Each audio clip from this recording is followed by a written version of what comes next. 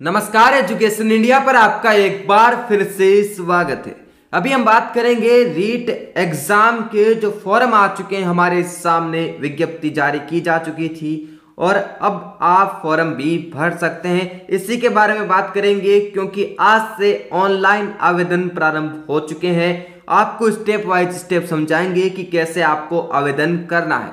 ऐसे में आप इस वीडियो को अंत तक ध्यान से पूरा जरूर देखिएगा क्योंकि आपको हर एक जानकारी इस वीडियो में दी जाएगी।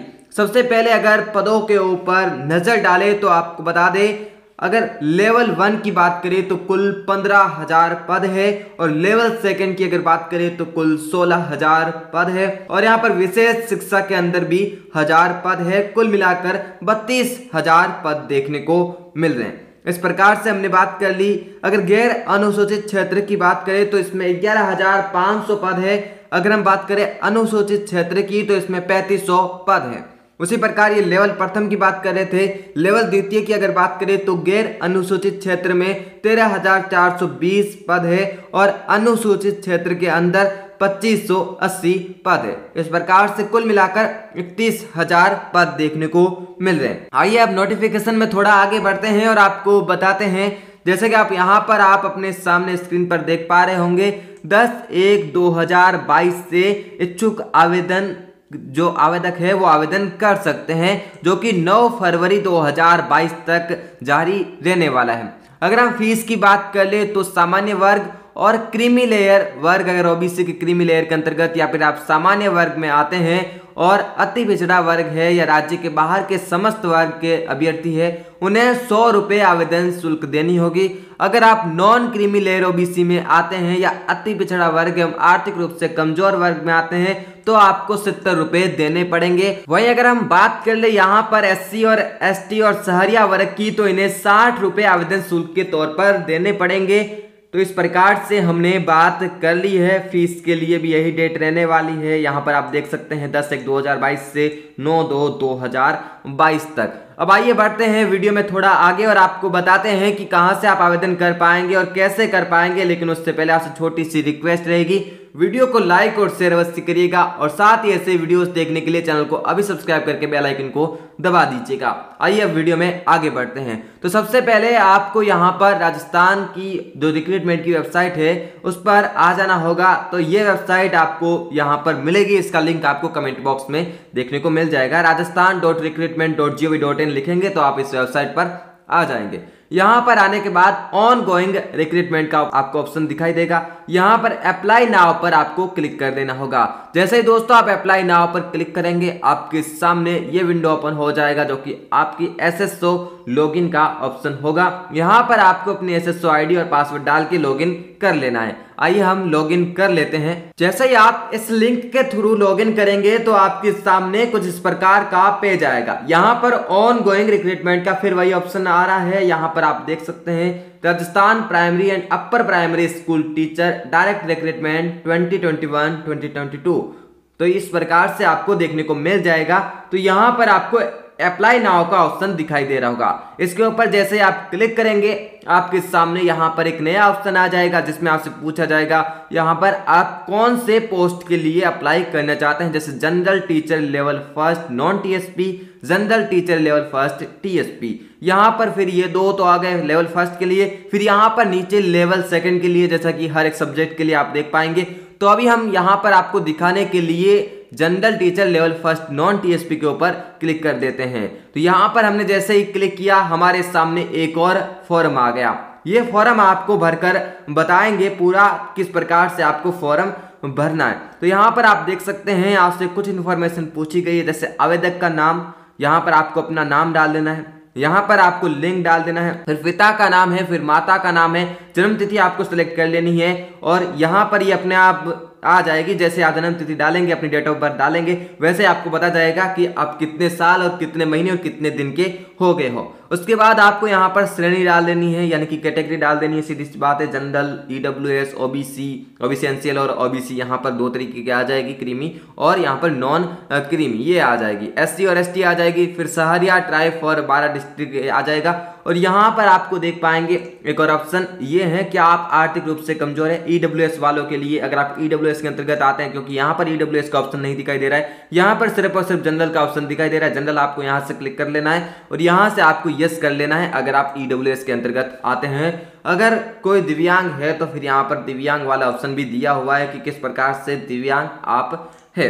और यहाँ पर आपके सामने कुछ और ऑप्शन दिखाई देंगे जो कि दिव्यांग जनों के लिए हैं, यहाँ से भर देना है। धर्म, जिस भी धर्म से आप ताल्लुकात करते हैं तो आपको यहाँ से भर लेना, जैसे अगर आप हिंदू हैं, आप मुस्लिम हैं, आप जैन हैं, यहाँ से आपको भर लेना है। वैवाहिक स्थिति, अगर आप मैरिड है या फिर अनमैरिड है, ये आपको भर देना होगा। यहाँ पर आ जाएगा जैसे आप हिंदू या फिर ये बाकी सारी डिटेल भरेंगे वैसे ही आ जाएगा। अगर आप मैरिड है तो फिर आपको जीवन साथी का नाम भी पूछा जाएगा और यहाँ पर आपसे पूछा जाएगा क्या आपके एक से अधिक जीवित पत्नी या फिर पति है, ऐसी जो इन्फॉर्मेशन है आपसे पूछी जाएगी। यहाँ पर बालकों की संख्या इत्यादि पूछी जाएगी, क्योंकि काफी ज्यादा जरूरी हो गया है जनसंख्या नियंत्रण करना। तो ऐसे में यह भी इंफॉर्मेशन आपसे पूछी जाती है जो कि हम लगातार देखते आ रहे हैं। अगर हम आगे बढ़े तो यहाँ पर है जीवित बालक की संख्या। यहाँ पर जीवित बालक की संख्या 1/6/2002 से पहले व बाद में पैदा हुए, नंबर ऑफ लिविंग चाइल्ड यहाँ पर पूछा गया है। आगे बढ़ते हैं, थोड़ा और आगे आते हैं। क्या आप अन्य राज्य से विवाह पश्चात राजस्थान राज्य में प्रवासित होकर निवास कर रही है? ये जो है महिलाओं के लिए है। महिलाओं, जैसा कि अगर कोई अन्य राज्य की दुल्हन है तो यहाँ पर भरना है। मोबाइल नंबर आपको यहाँ पर डाल देने हैं। फिर ईमेल जो है आपका SSO ID वाला आ जाएगा जो कि यहाँ पर आ गया है। और यहाँ पर आधार कार्ड ID यहाँ पर है जिस पर स्टार लगाया हुआ है, ये आपको भरनी है। और जो ये जन आधार है ये आप भर सकते हैं क्योंकि इसके ऊपर कोई स्टार नहीं है, लेकिन आपको भर लेनी है क्योंकि काफी महत्वपूर्ण हो सकती है। नीचे की ओर अगर हम बढ़े तो यहाँ पर कुछ और ऑप्शन दिखाई देते हैं, जैसे कि अप्लाइंग फॉर। यहाँ पर जो है क्या आप राजस्थान के अनुसूचित क्षेत्र से संबंधित है। यहाँ पर अगर आप TSP एरिया से आते हैं या फिर नहीं आते हैं तो यस और नो पर आपको क्लिक कर देना है, जो कि आपको पता होगा। अगले यहाँ पर ऑप्शन की ओर बढ़ते हैं। कोरस्पॉन्डेंस एड्रेस पूछा गया है, पत्राचार पता पूछा गया है। यहाँ पर आपको पंक्ति 1 में जो एड्रेस है वो भर सकते हैं। पंक्ति 2 और पंक्ति 2 जरूरी नहीं है कि आप सारी लाइन में भरें, आपको एक भर देना है। अगर आप पहली लाइन में भर पाते हैं तो अच्छी बात है, अगर आपको दूसरी लाइन भी चाहिए होती है तो फिर भी अच्छी बात है। तो इस प्रकार से आपको भर देना है। यहाँ से आपको राज्य चुन लेना है। राज्य यहाँ से राजस्थान बिल्कुल हम चुन लेते हैं। राजस्थान, जैसे आप राजस्थान चुनेंगे आपको यहाँ से डिस्ट्रिक्ट का ऑप्शन दिखाई देगा। डिस्ट्रिक्ट में आपको अपना जो जिला है वो भर देना है और यहाँ से आपको विलेज का नाम लिख देना है। पिन कोड जो भी है आपको यहाँ से भर लेना है। फोन नंबर यहाँ पर भर लेने हैं। फोन नंबर आपने ऊपर भी लिखे हैं, यहाँ पर आपको वापस लिखने हैं। परमानेंट एड्रेस यहाँ पर आ जाएगा, जो कि आपका हो सकता है कि जो पत्राचार पता है यानी कि कोरस्पॉन्डेंस एड्रेस है वो सेम हो या फिर अलग भी हो सकता है। परमानेंट एड्रेस यहाँ पर आपको लिख लेना है कि आप कहाँ के स्थायी पता है, स्थायी आप रहने वाले कहाँ के हो, ये आपको यहाँ पर भर लेना है।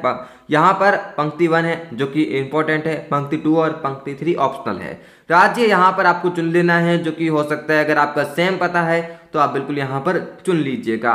तो ये पत्राचार पता है, ये जरूरी है कि आप अभी जहाँ है वहीं का भरें, क्योंकि जो भी यहाँ पर ज्वाइनिंग लेटर वगैरह आते हैं वो पत्राचार पता पर आएंगे तो बिल्कुल यहाँ पर आपको सही भर लेने हैं। अगले यहाँ पर आगे बढ़े तो यहाँ पर आपको सारी डिटेल भर लेनी है। वापस सेम डिटेल है जो कि ऊपर है वही नीचे भरनी है। फिर यहाँ पर आपको नेक्स्ट का ऑप्शन दिखाई देगा। इसके बाद क्या करना है ये आपको बताते हैं। वो सारी डिटेल भरने के बाद आपके सामने जो पेज खुलेगा वो कुछ इस प्रकार से होगा, जो कि पर्सनल डिटेल्स को लेकर है। पहले बेसिक डिटेल का जो पेज था वो हमारे सामने खुला था। यहाँ पर आप देख सकते हैं आपसे पूछा जाएगा अधिवास विवरण।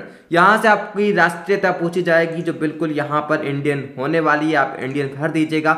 यहाँ पर गृह राज्य आपका कौन सा जो राज्य है, अगर आप राजस्थान के तो फिर राजस्थान भरना है। गृह जिला आप कहाँ के हैं यानी कि कौन से जिले में आपका स्थायी पता है वही आपको भरना है। फिर आपको गृह ब्लॉक, तहसील, विलेज और यहाँ पर पूर्व स्थापित यहाँ पर भर देना है और किस देश से हैं ये भी जो है डिटेल आपको सारी भर देनी है, जो कि बिल्कुल यहाँ पर इंडिया हो जाएगा। स्पेशल कैटेगरी, विशेष श्रेणी, क्या आप भूतपूर्व सैनिक है, यस या नो का ऑप्शन दिखाई देगा। यहाँ पर आपको बिल्कुल नो भर देना अगर आप एक्स सर्विस में नहीं है तो। क्या आप उत्कृष्ट खिलाड़ी है, अगर आप कोई प्लेयर रह चुके हैं स्पोर्ट्स में है तो फिर आपको यहाँ पर भरना है, अन्यथा आपको यहाँ नहीं भरना है। अगर अगले ऑप्शन की ओर बढ़े, क्या आप एनसीसी कैडेट प्रशिक्षक है, ये भी यहाँ पर आपको देख लेना है। क्या आप भूतपूर्व कैदी है, ये भी देख लेना है। सारे इन्फॉर्मेशन आपको यहाँ पर सही सही से भर लेनी है। क्या आप मौजूदा राज्य सरकार की कर्मचारी है, तो ये तो गवर्नमेंट एम्प्लॉय के लिए होने वाला है।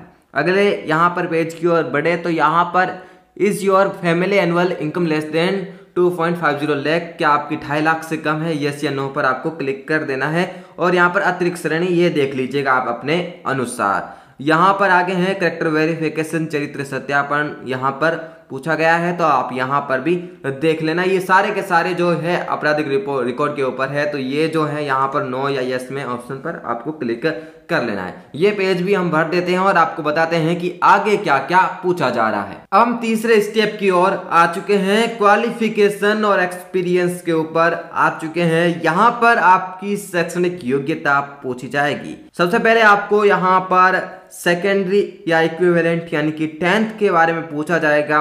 कौन से आपने बोर्ड से की है, वहां के रोल नंबर पूछे जाएंगे, यानी कि आपके पास जो है यहाँ पर डॉक्यूमेंट कौन कौन से लगेंगे यहीं से पता चल जाएगा। 10th और 12th की मार्कशीट, ग्रेजुएशन या इक्विवेलेंट, आपने अगर बीएसटीसी की है तो फिर इक्विवेलेंट, और ग्रेजुएशन की है यानी कि अगर आपने बीएससी बीए भी है तो यहाँ पर ग्रेजुएशन के ऊपर आ जाएगा। आगे की ओर बढ़ते हैं, रोल नंबर पूछे जा रहे हैं, फिर आपका यहाँ पर रिजल्ट पूछा जा रहा है, जो कि यहाँ पर आपको बता देना है परसेंटेज है या फिर सीजीपीए है, क्योंकि सीजीपीए सीबीएसई के अंदर देखने को मिल रहे थे पहले, लेकिन फिलहाल सीबीएसई ने भी बंद कर दिए हैं। लेकिन पहले सीबीएसई सीजीपीए करा करता था। और ईयर ऑफ पासिंग देखे कि उत्तीर्ण होने का वर्ष कौन सा है, तो यहाँ से सारे वर्ष आपको दिखाई देंगे, ये यहाँ पर आपको भर देने हैं।